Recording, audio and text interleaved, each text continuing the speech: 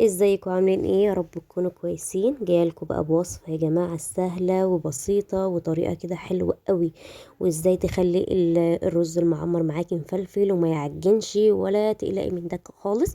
علشان ان شاء الله جايبالكم بقى بطريقة النهاردة سهلة قوي، وان شاء الله مش هتاخد منكم وقت خالص، علشان يعني مش هتلاقوا اسهل من كده ان شاء الله.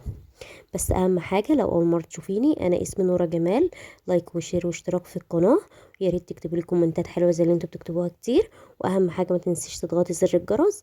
ويلا بينا نبدأ الوصفة، بسم الله.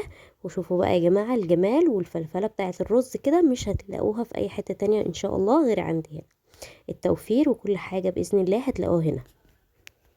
يلا نتوكل على الله ونبدأ. اول حاجة انا عملت مقدار الصينية او البريان بتاعك حسب ما انت بتحبي تعمليه في ايه. اهم حاجة المقدار بتاعك ما يكونش الصينية زايدة عن نصها، علشان لو زايدة عن نصها طبعا اول حاجة هتسبب لك في انه هو يعجن ويبقى مزنوق خالص ومش مرتاح خالص في الصينية او في البرام. يعني نفس اول حاجة طبعا باخد المعيار بتاعي وبعد كده بغسله وبنقيه كويس. اهم حاجة يكون الرز مغسول كده كويس ما فيهوش اي حاجة. طبعا بقى بتبله. الرز المعمر يا جماعة معايا ليه طريقتين.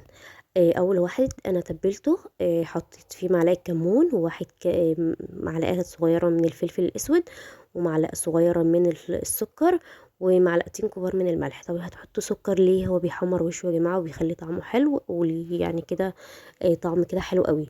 هتحبوه يعني لو حطيت عليه سكر عادي، مش هيبقى مسكر ولا الكلام ده خالص، لا هيبقى مظبوط 100% ان شاء الله.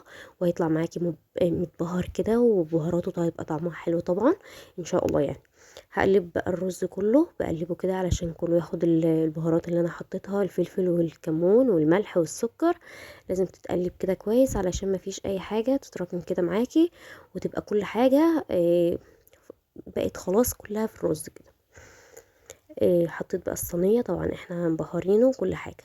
طبعا اللبن بتاعك لازم تكوني غلياه من قبلها بشوية علشان ما يروبش منك ولا الكلام ده خالص.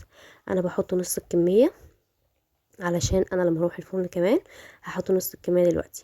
بس كمان انا حطيت اهو نص لبن وهحط عليه كوباية من المية علشان ما ده السبب برضو ان هو يخليه مفلفل ما يعجنش.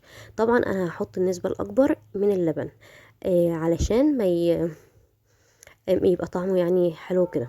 الوصفة بقى التانية انا بحط الرز المعمر عليه ملح بس.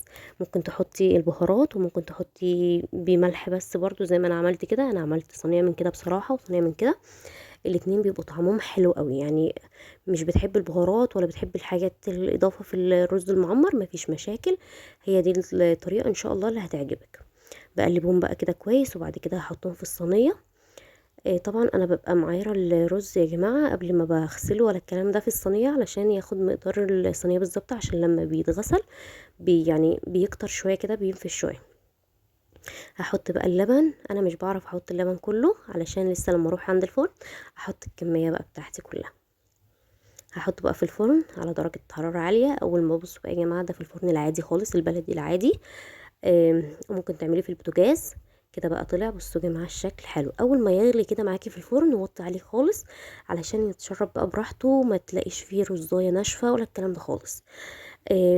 الطعم طبعا حلو، هتحبوا بجد لو جربتوه. طبعا الوش متحمر ما تعليش قوي عن كده علشان ما يتحرقش. احنا عايزينه احمر كده زي ما انت شايفه، يعني شايفه شكله حلو قوي بجد، بيتكلم عن نفسه بطريقه حلوه. طبعا يا جماعه الرز المعمر ده انا بحبه بصراحه في الفرن الفلاحي اكتر.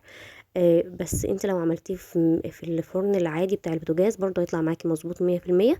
بس انا يعني انا برتاح ان هو يبقى في الفرن بتاع البلدي ده بصراحه بيبقى طعمه حلو قوي. بحس انه في طعم كده، في فرق في طعمه بصراحه. كده بصوا بقى الرزاية مفلفله و100% ومش محتاجه اي حاجه. كل رزاية لوحدها وطيبة جدا، مش نية ولا حاجة. يا رب بقى يكون الفيديو عجبكم. وجربوا الوصفة ان شاء الله وتعجبكم. كده بقى يكون الفيديو بتاعي خلص. ما تنسونيش بقى في اللايك والاشتراك وتضغطوا زر الجرس وتكتبوا لي كومنتات حلوة كتير.